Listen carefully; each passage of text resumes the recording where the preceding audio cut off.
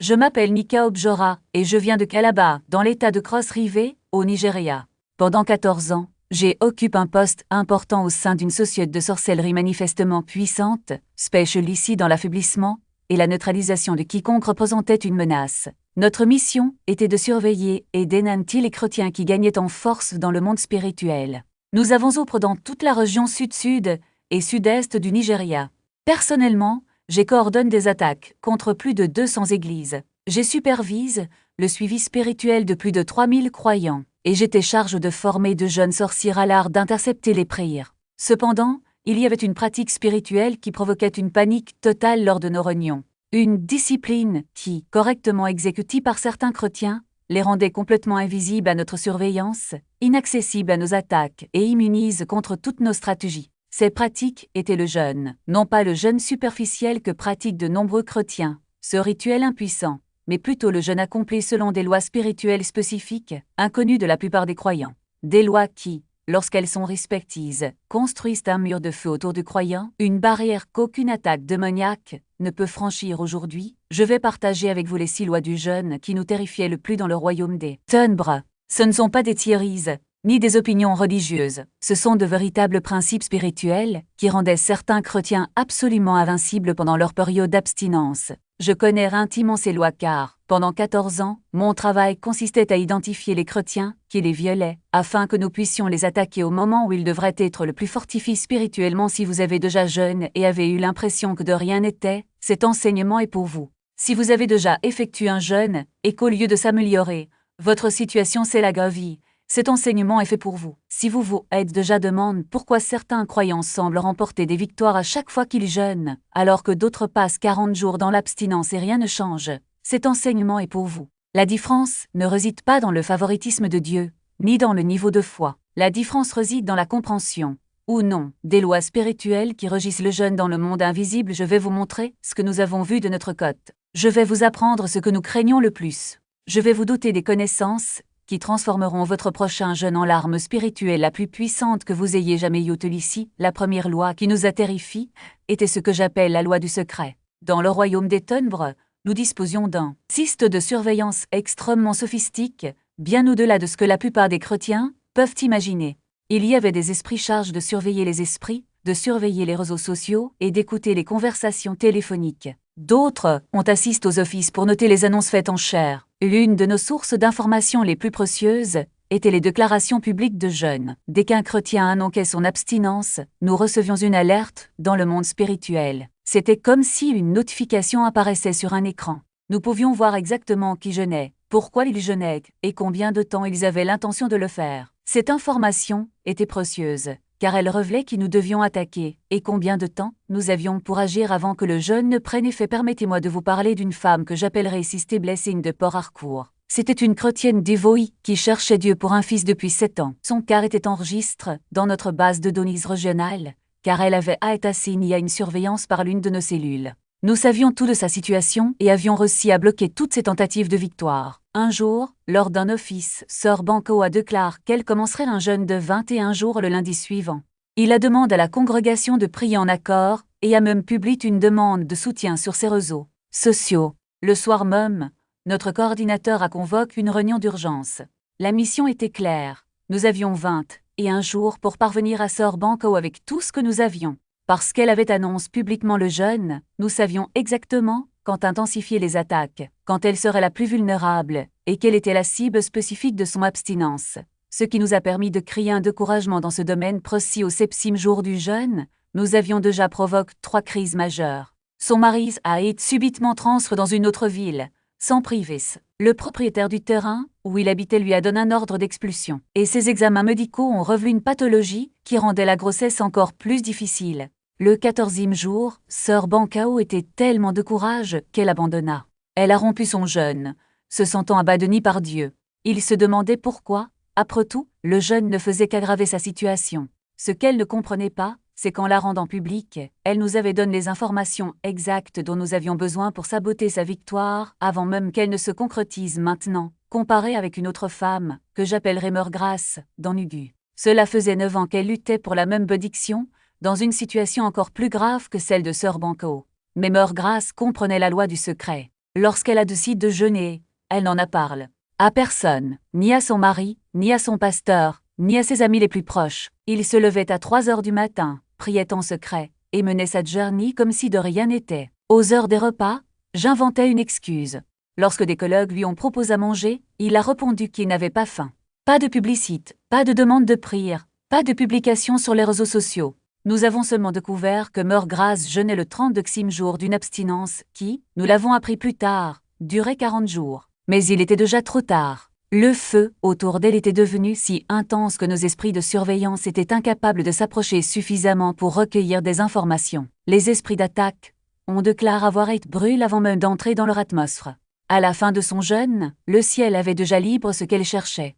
8 mois plus tard, Mère Graca donne naissance à des jumeaux, c'est ce que Jésus voulait dire dans Matthieu 6 lorsqu'il enseignait. Lorsque vous jeûnez, n'ayez pas l'air triste comme les hypocrites, car ils se défigurent le visage, afin que les autres voient qu'ils jeûnent. Je vous le dis en vérité, ils ont déjà reçu leur récompense.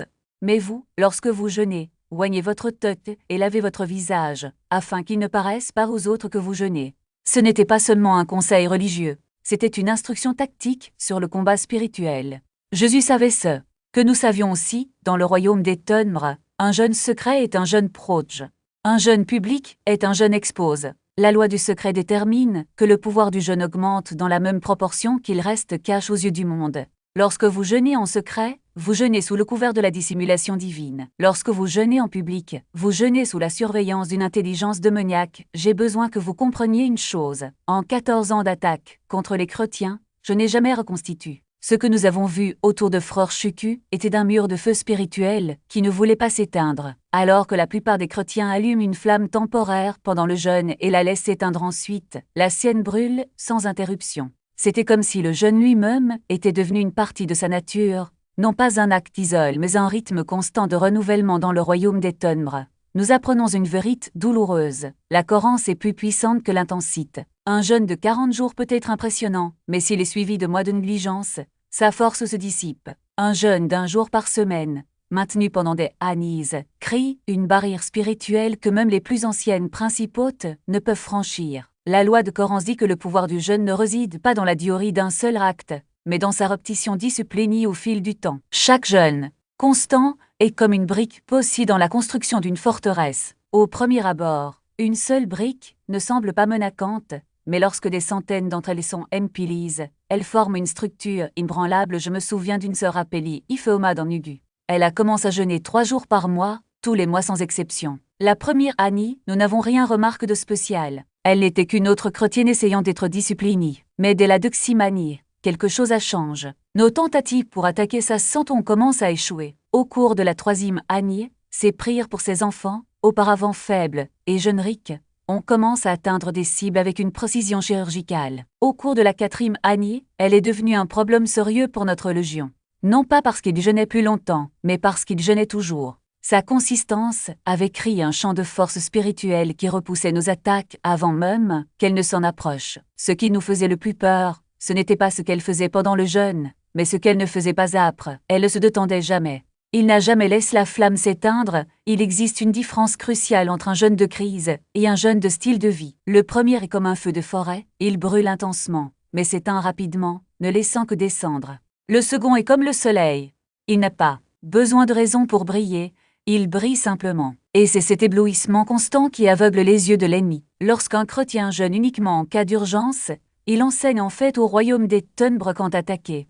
Attendez que je sois faible, voilà ce que dit votre modèle. Mais lorsque le jeûne devient une habitude, l'ennemi ne sait jamais quand vous serez au plus fort. Il ne peut pas prédire ses mouvements, car sa force ne dépend pas des circonstances mais de la discipline. La 4e loi qui nous a terrifiés était la loi de l'alliance. Dans le monde spirituel, il n'y a rien de plus dangereux que de jeûner en alliance. Lorsque 2 croyants plus s'unissent pour jeûner dans un but commun, quelque chose de surnaturel se produit. Leur force spirituelle ne s'additionne pas, elle se multiplie. Ce n'est pas un plus un 2, mais un X un 10. C'est comme si chacun prêtait à l'autre une partie de son autorité spirituelle, créant une synergie que même les archanges ne peuvent pleinement expliquer. Je me souviens d'une église de Port-Harcourt qui a décidé de jeûner par alliance pendant 7 jours pour briser la malédiction de l'infertilité qui tourmentait ces femmes. Le premier jour, nous n'avons rien ressenti. Dans la seconde, nous avons commencé à remarquer une lâche résistance. Dans la troisième, nos légions furent aussi avec une force que nous ne pouvions comprendre. Le quatrième jour, quelque chose d'extraordinaire s'est produit.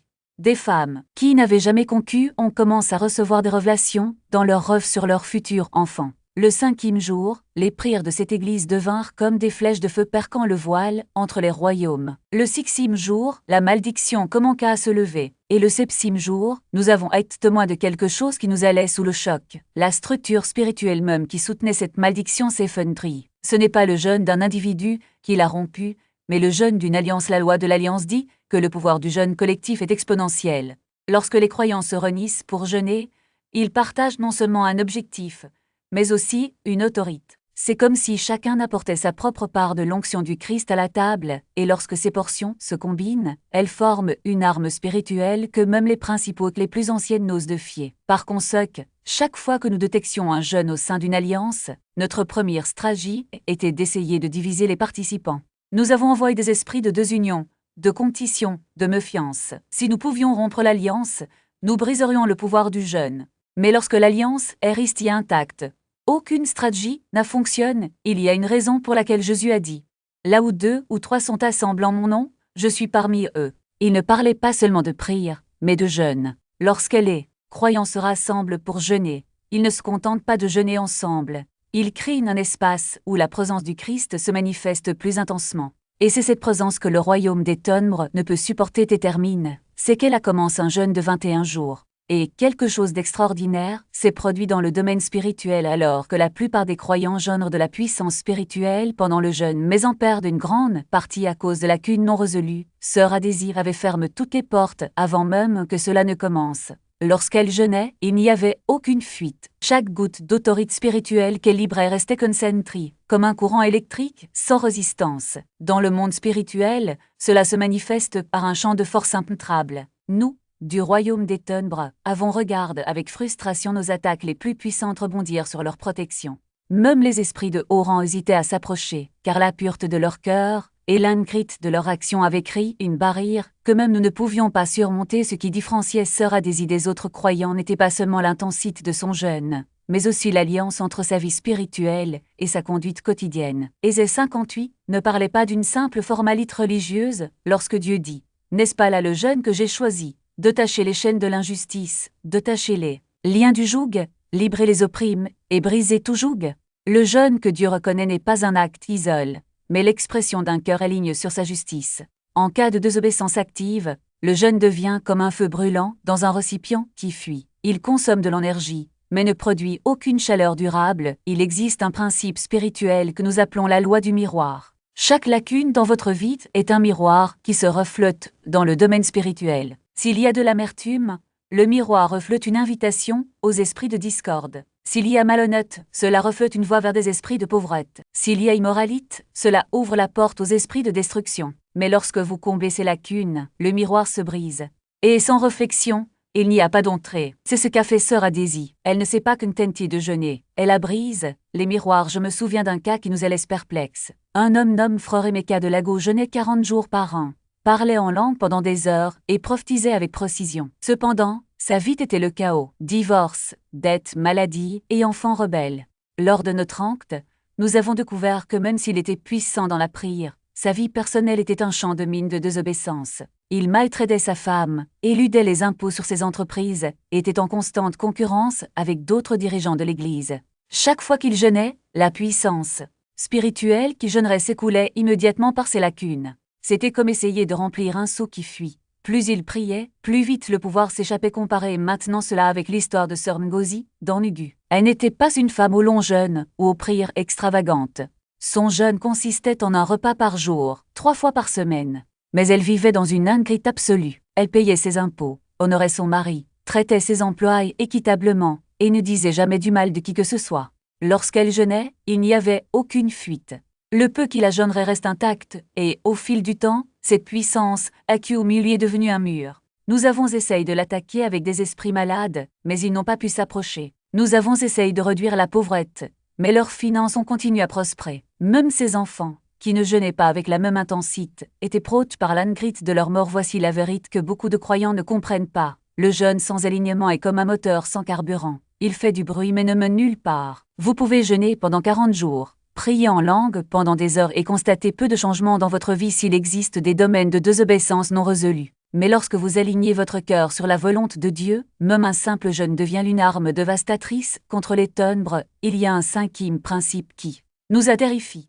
La loi de multiplication. Lorsqu'un croyant jeûne en alignement, non seulement sa propre vie est transformée, mais la puissance générée se multiplie et affecte ceux qui l'entourent. Vous vous souvenez de Mama Kishi du Mueya? Sa protection ne se limitait pas à elle. Elle s'étendait à ses enfants, petits-enfants et même à ses clients. C'est parce que la puissance spirituelle générée par un jeûne aligne n'est pas statique. Il se propage, comme des vagues sur un lac dans Acte 16. Nous voyons Paul, et s'il a jeûné, et prié en prison. Lorsque le tremblement de terre s'est produit, non seulement les portes de la prison se sont ouvertes, mais les chaînes de tous les prisonniers sont omises. Leur jeûne ne les a pas seulement libres, il a également libre ceux qui les entouraient. De même, lorsque vous jeûnez en alignement, la puissance que vous jeûnerez ne se limite pas à vous. Cela rayonne vers votre famille, votre église, votre communauté et même votre nation. Enfin, il y a un dernier principe que je veux que vous compreniez, la loi de la permanence. Le jeûne n'est pas un événement isolé, c'est un style de vie. Daniel n'a pas jeûné une seule fois, il a maintenu un rythme pendant des décennies. Jésus n'a pas seulement jeûné pendant 40 jours dans le désert, il jeûnait régulièrement Luc 5h35. Lorsque le jeûne devient une habitude, il cesse d'être un outil d'urgence et devient une atmosphère dans laquelle vous vivez nous, dans le royaume des ténèbres. Craignons davantage les croyants qui jeûnent régulièrement que ceux qui jeûnent sporadiquement, parce que les premiers ne sont jamais vulnérables, ils ne sont jamais sans protection, ils ne sont jamais pris par surprise. Mais les secondes, ils sont comme des soldats qui ne portent leurs armes qu'en temps de guerre. Quand la bataille éclate, ils ne sont pas préparés. Si vous voulez voir de réels changements dans votre vie, ne commencez pas par un jeûne de 40 jours. Commencez par un jour par semaine. Choisissez une norme que vous pouvez maintenir. Et avant de jeûner, examinez votre cœur. Demandez à Dieu de révéler les domaines de désobéissance. Comblez les failles. Alignez votre vie avec sa volonté. Car le jeûne le plus puissant n'est pas celui que l'on fait avec le plus d'intensité, mais celui que l'on fait avec le plus d'un cri. Grand-oncle, à 39 ans. Lorsque frère Emeka a eu 30 ans, les signes ont commencé à apparaître. Douleur inexplicable, sombre pressentiment, rêves inquiétants. Il savait que le chemin se repetait. Mais contrairement à ses ancêtres, il a décidé de ne pas accepter le destin comme une fatalité. Frère Emeka n'a pas commencé par un jeûne de 21 jours. Il a commencé par une question. Que dois-je faire pour briser cette malédiction? La réponse était claire, l'intensité. Il ne suffisait pas de jeûner quelques jours et de reprendre la routine. Il avait besoin d'un jeûne qui ébranlerait les structures spirituelles qui unissaient sa famille pendant 40 jours. Il s'isole dans une pièce simple, sans télévision, sans réseaux sociaux, sans distraction. Votre alimentation? Eau et parfois jus de fruits. Votre objectif? La parole de Dieu, la prière ininterrompue et le brisement. Il ne s'est pas contente de lire les Écritures. Il les a déclarées à haute voix, comme si chaque mot était une épiplentie au cœur de la malédiction. Il ne s'est pas contente de prier, il a crié, il a supplié, il a exigé que le ciel intervienne. Il ne s'est pas contente de jeûner, il s'est battu dans le domaine spirituel. Son combat n'est pas passé inaperçu. Le 3e jour, les esprits chargés de surveiller sa lignée commencent à signaler des anomalies. Le 7e jour, les premières fissures de la malédiction commencent à apparaître. Le 14, les esprits qui ont exécuté la condamnation à mort de sa famille ont paniqué.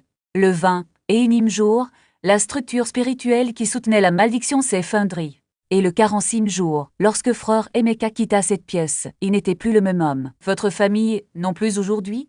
Le frère Emeka a 45 ans. Son fils aîné, âge de 12 ans, est en bonne santé et plein de vie. La malédiction qui la frappe, 4 générations à être brisée, non pas par un jeûne ordinaire, mais par un jeûne intense. Un jeûne qui non seulement niait le corps, mais qui mobilisait l'âme tout entière vers Dieu. L'intensité ne se mesure pas seulement par ce que vous arrêtez de faire, mais aussi par ce que vous faites à la place. Si vous jeûnez en vous engageant dans des conversations frivoles, en regardant des divertissements vides de sens, ou en laissant votre esprit vagabonder, le jeûne perd son pouvoir. Mais si vous jeûnez avec détermination, avec concentration, avec une détermination qui n'accepte aucun compromis, le ciel répond. Il y a une différence entre jeûner et vivre un jeûne. La première option est un rituel. La seconde, une révolution. La première peut apporter un certain soulagement temporaire. La seconde, une transformation permanente. Le premier est ignore dans le domaine spirituel. Le second, redoute. Si vous voulez voir des résultats différents, vous devez faire quelque chose de différent. Il ne suffit pas de répéter ce que vous avez toujours fait. Si le jeûne jusqu'à preuve n'a pas apporté le changement que vous espérez, demandez-vous. Est-ce que je jeûne intensement ou est-ce que je remplis simplement une obligation? Car dans le domaine spirituel, ce n'est pas la durée du jeûne qui détermine son impact, mais la profondeur de votre engagement. Et voici la vérité que beaucoup ne veulent pas entendre. L'intensité exige des sacrifices. Vous devrez renoncer au confort. Vous devrez faire face à des résistances internes et externes. Vous devrez persister lorsque votre corps criera au soulagement et que votre esprit vous murmurera d'abandonner. Mais c'est précisément dans ce lieu où la chair est crucifiée et l'esprit est élève que la puissance de Dieu se manifeste le plus fortement. Il n'y a pas de jeûne puissant sans intensité. Et il n'y a pas d'intensité sans prestation totale. Leur volonté, ni leur foi initiale, ni même la gravité des situations auxquelles ils ont été confrontés. La différence tenait en un seul mot. Conclusion: le principe de complétude est implacable. Il ne négocie pas, il ne fait pas de concessions, il n'accepte pas d'excuses. Soit vous franchissez la ligne d'arrivée, soit vous n'obtenez pas le prix. Il n'y a pas de juste milieu dans le domaine spirituel. Un jeûne incomplet est comme un arc tendu qui ne lâche jamais la flèche. Toute l'énergie accumulée se dissipe dans le vide. Mais un jeûne termine est comme un barrage qui se brise. La force libérée ne peut être contenue. Vous voyez, l'ennemi n'a pas peur du début de votre jeûne. Il sait que beaucoup commencent avec ferveur, mais peu persistent jusqu'au bout. Ce qu'il craint, c'est votre détermination sans faille. Par conséquent, les plus grandes batailles n'ont pas lieu dans les premiers jours, mais dans les derniers. C'est comme un marathonien. Dans les derniers kilomètres, vos jambes tremblent, votre souffle se coupe et votre esprit crie de sarté. Mais c'est justement là, à la limite de l'épuisement, que se joue la victoire. Ce qui séparait Frère Ifni de Frère Obina n'était pas le manque de foi, mais le manque de résistance stratégique. Ifni s'est brisé au moment où l'ennemi concentrait ses attaques les plus féroces.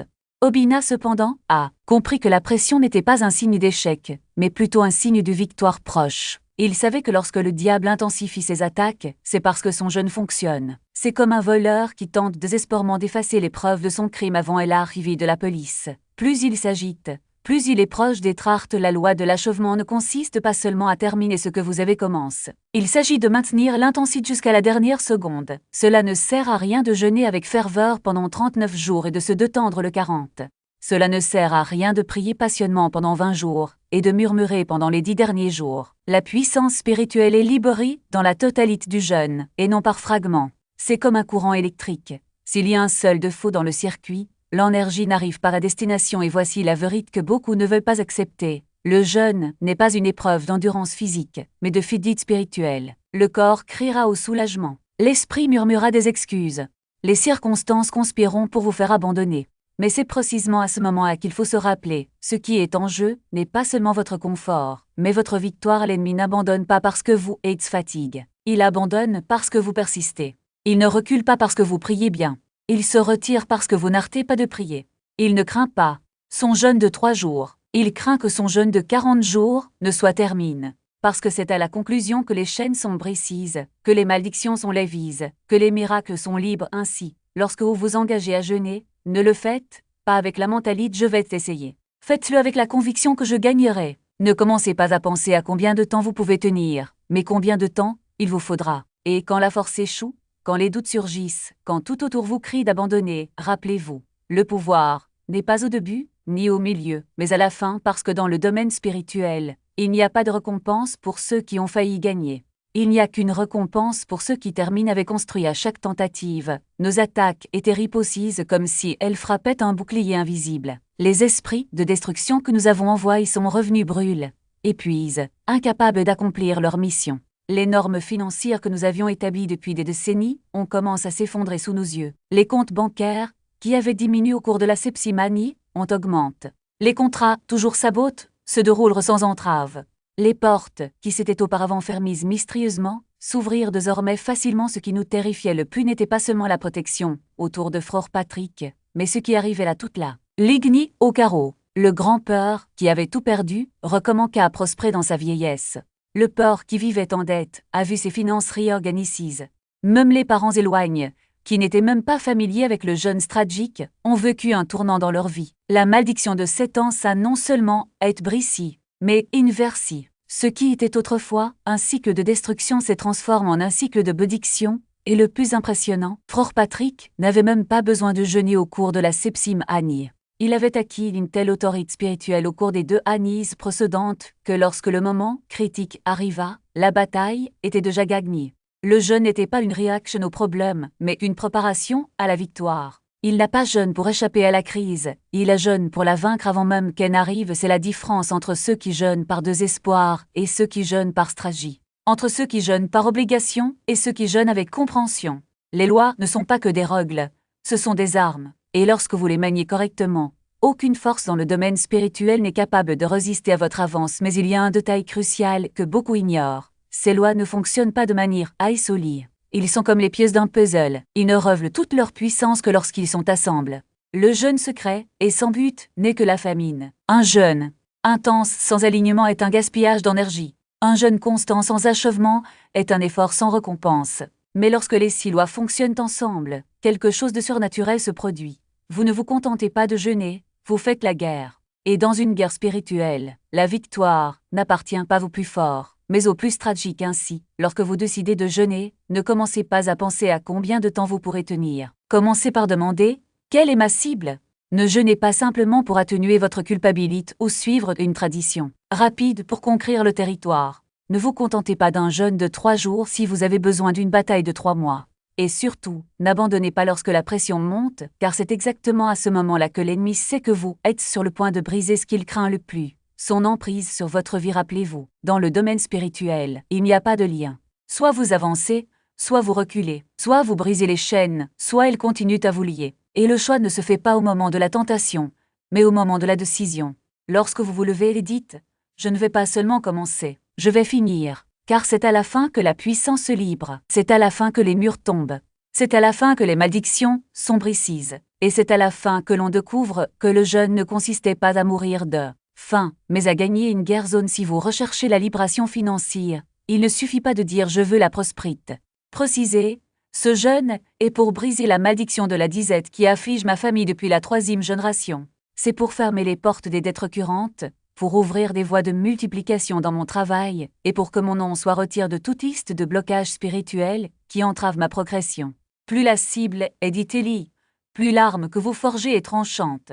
Le jeûne sans but est comme un missile sans coordonnise. Il peut exploser, mais il ne touchera rien. Pour la loi de Corrence, commencez petit, mais commencez maintenant. N'attendez pas une crise trop vite. Si vous n'avez jamais jeûné auparavant, commencez par 1 jour par semaine. Si vous avez déjà de la pratique, établissez un rythme que vous pourrez maintenir pendant des mois, voire des années. Notez sur un calendrier, tous les lundis, de 6h à 18h, à jeûne des liquides uniquement. Ou, chaque premier jour du mois, jeûne total pendant 24 heures. La clé n'est pas la durée, mais la régularité. Un feu qui brûle sans s'arrêter consomme plus qu'un feu Jean qui s'éteint en une nuit. Et rappelez-vous, le diable n'a pas peur des jeûnes sporadiques. Il tremble devant un jeûne qui devient un mode de vie. Lorsque vous abordez la loi de l'alignement, faites une introspection avant chaque jeûne. Demandez au Saint-Esprit de révéler les domaines de désobéissance, les blessures non résolues ou les péchés non avoués. Si vous en voulez à quelqu'un, pardonnez, même s'il ne vous le demande pas. Si vous l'avez volé, rendez-le. Si vous avez menti, avouez. S'il y a de l'idolâtrie dans votre cœur, qu'il s'agisse d'argent, de relations ou même de l'approbation des autres, déracinez-la. Le jeûne est une transaction spirituelle, et Dieu ne négocie pas avec l'impureté. Si vous jeûnez avec un cœur sale, c'est comme essayer d'allumer un feu avec du bois mouillé. Cela dégagera plus de fumée que de flamme. La loi de l'intensité exige que vous traitiez le jeûne comme une rencontre sacrée, et non comme un rituel vide de sens. Désactivez les notifications du téléphone portable, annulez les rendez-vous non essentiels. Créez un environnement de silence. Si possible, réservez du temps pour la prière et la lecture de la parole. Ne vous contentez pas de jeûner de la nourriture. Jeûnez des réseaux sociaux, des conversations inutiles, des distractions qui détournent votre attention.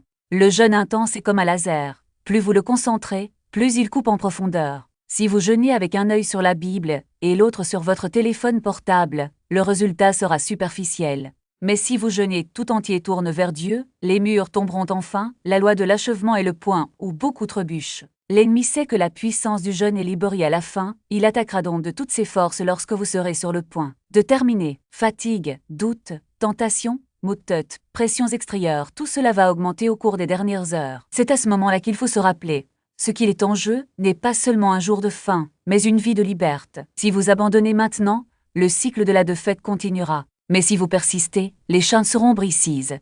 Lorsque la voix du découragement murmure, vous en avez fait assez, répondez, non, je vais aller jusqu'au bout, car c'est là que le miracle se produit. Maintenant, Prends un morceau de papier et écris 1. Votre prochain jeûne date, durée et type 2. La cible spécifique que vous visez 3. Zones d'alignement qui doivent être ajustées avant de commencer 4. Un plan de cohérence, comment vous maintiendrez votre élan 5. Une stratégie d'intensité, comment vous éliminerez les distractions 6. Un engagement d'achèvement, une phrase que vous vous direz lorsque les choses se passeront. Conservez ce papier dans un endroit visible. Et le jour venu, n'annoncez pas, n'expliquez pas, ne justifiez pas. Fais-le, c'est tout. Parce que le jeûne n'est pas un spectacle, c'est une guerre. Et les guerres ne se gagnent pas avec des paroles, mais avec des actions. Lorsque vous jeûnez en secret, avec détermination, cohérence, alignement, intensité et achèvement, quelque chose se produira dans le monde spirituel qu'aucun démon ne pourra heurter.